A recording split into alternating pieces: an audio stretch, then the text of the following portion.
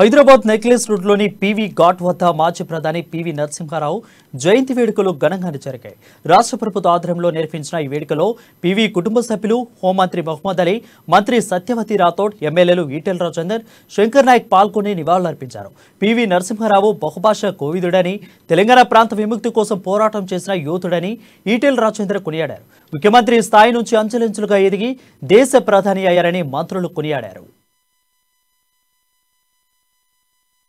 మరి నిర్వహించడానికి శ్రీకారం చుట్టిన గౌరవ ముఖ్యమంత్రి గారికి నేను ఈ సందర్భంగా ధన్యవాదాలు తెలియజేసుకుంటూ, వారి కుటుంబ సభ్యులు పెద్దలు వాణిదేవి గారు కానీ, ప్రభాకర్ రావు గారు కానీ, మిగతా కుటుంబ సభ్యులందరూ కూడా ఈరోజు వారితో పాటు తెలంగాణ అంతా వారి కుటుంబ సభ్యుల్లాగా మరి ఈ కార్యక్రమాలన్నీ కూడా నిర్వహించడం మనమందరం కూడా గర్వించదగ్గ విషయం. నిజంగా వారికి నిజమైన నివాళులు అంటే వారు కొనసాగించిన మరి సంస్కరణని ముందుకు తీసుకెళ్లడం, దాన్ని కొనసాగించడం, ఆ స్ఫూర్తితో ముందుకు పోవడం అని చెప్పి తెలియజేసుకుంటూ మరొకసారి వారి ఆత్మశాంతి కలగాలని భగవంతుడిని ప్రార్థిస్తూ సెలవు. Thank you.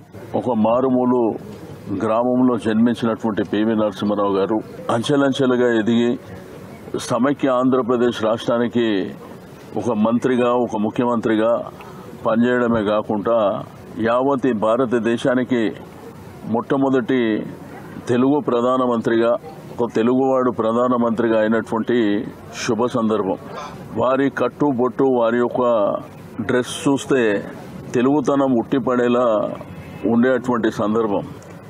పాత కరీంనగర్ జిల్లా మా ప్రాంత మట్టిబిడ్డగా పివి నరసింహారావు గారి 102వ జయంత్యోత్సవాలని తెలంగాణ ప్రాంత ప్రజలు ఘనంగా జరుపుకుంటా ఉన్నారు. పివి నరసింహారావు గారు బహుభాషా కోవిదులు. వారు ఆనాడే నిరంకుశత్వానికి వ్యతిరేకంగా సాయుధ పోరాటంలో పాల్గొన్నటువంటి తెలంగాణ